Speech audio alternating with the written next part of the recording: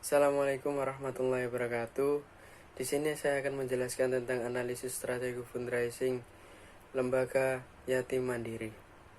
Sebelumnya, perkenalkan, nama saya Octavilam Suprapto dari Prodi Manajemen Zakat dan Wakaf UIN Sunan Ampel Surabaya. Selanjutnya, kita langsung menuju ke materi. Oke. Pengertian yatim mandiri. Yatim mandiri adalah lembaga amil zakat nasional atau bisa disebut dengan Laznas, yang konsep pada upaya memandirikan yatim dan duafa melalui program pendidikan, kesehatan, kemanusiaan, dan dakwah. Dengan visi menjadi platform donasi digital yang terpercaya dalam mewujudkan kemandirian yatim duafa, dengan misi memfasilitasi kepedulian sosial pada donatur terhadap masa depan yatim duafa. Dengan menghadirkan kemudahan dalam setiap layanan kepada donatur yang ingin menyalurkan infaknya, kita menjamin keterbukaan informasi secara transparan, aktual, dan update kepada donatur dan penerima manfaat. Apa sih tentang infak yatim berbeda itu? Infak yatim merupakan platform donasi infak digital yang dikelola oleh Yayasan Yatim Mandiri sebagai lembaga amil zakat nasional atau disebut dengan Laznas, yang telah memiliki kantor layanan di 45 kota di Indonesia dan mitra jaringan di 34 provinsi di Indonesia. Program-program yang kami gulirkan di platform ini sudah terkoordinasi, telah terkoordinasikan langsung dengan seluruh kantor layanan dan mitra jaringan kami di seluruh Indonesia.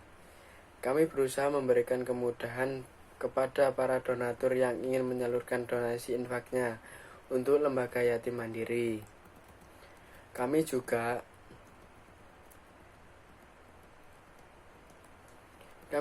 akan berkomitmen kuat untuk terus menjamin keterbukaan informasi secara penggalangan dana, produk ke acara Anda. Berikutnya, untuk penggalangan dana peer-to-peer dan tim yang maksimal. Panduan jalan kaki poster misalnya dapat menunjukkan kepada Anda cara menggunakan penggalangan dana produk untuk jalan-jalan, meskipun strateginya dapat diterapkan di banyak acara penggalangan dana. Sekarang, mari kita lihat beberapa produk yang cocok dengan penggalangan dana peer-to-peer. Pilihan produk teratas adalah baju adat, pakaian adat seperti kaos-kaos yang disebutkan di atas. Cara yang bagus bagi pendukung untuk menunjukkan kecintaan mereka pada organisasi Anda sambil menarik rekan-rekan mereka ke dalam gerakan Anda. Perlengkapan khusus yaitu botol air, gelas, tas, kancing, dan ransel adalah barang praktis yang dapat digunakan pendukung Anda setiap hari. Pendukung dapat menunjukkan nilai produk lembaga non-profit Anda dengan secara aktif menggunakannya di sekitar jaringan pribadi mereka. Di dalam dompet lembaga yatim mandiri juga membentuk sistem yang dibagi menjadi dua, yaitu yang pertama adalah sistem promosi. Sistem promosi adalah pernyataan pokok tentang dampak yang diharapkan akan dicapai dalam hal permintaan pada target tertentu. Pendekatan terinci dapat menerapkan strategi-strategi ini ditentukan oleh program-program pemasaran yang spesifik, seperti program periklanan, program promosi penjualan, program pengembangan produk, serta program penjualan dan distribusi. Yang kedua, sistem rekrutmen fundraising. Rekrutmen yaitu produk menemukan dan menarik pelamar-pelamar yang mampu untuk dipekerjakan dan menyaring atau seleksi program seleksi dimulai ketika rekrutmen berakhir, ketika perusahaan telah memiliki sejumlah besar calon karyawan. Ada juga untuk mengetahui statistik perolehan donasi, yaitu perolehan donasi atau fundraising. Masuk berasal dari zakat, infak, sodakoh, dan wakaf atau ziswaf, merupakan dan personal retail. Dana yang tersedia difungsikan untuk program penyaluran dan penghimpunan. Penyaluran diberikan kepada mustahik atau orang yang berhak menerima zakat.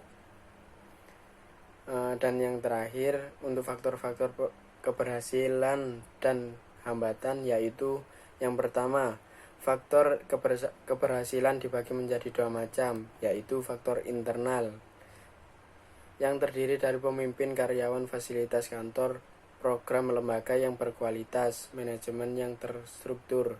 Yang kedua, faktor pendukung eksternal, yakni faktor yang mendukung yang berasal dari luar, sehingga faktor luar tersebut dapat mendukung kemajuan lembaga. Di Yatim Mandiri, faktor pendukung eksternal terdiri dari citra lembaga yang baik, kesadaran masyarakat untuk berdonasi tinggi, adanya loyalitas donatur, hubungan baik dengan lembaga, dengan masyarakat luas maupun antara lembaga dengan instansi lain, dan mudahnya mustahik untuk dibina, diberdayakan. Dan faktor hambatan yang pertama adalah kurangnya pemahaman karyawan tentang konsep THM. Yang kedua, karyawan takut menunjukkan masalah atau menyembunyikan masalah yang telah terjadi.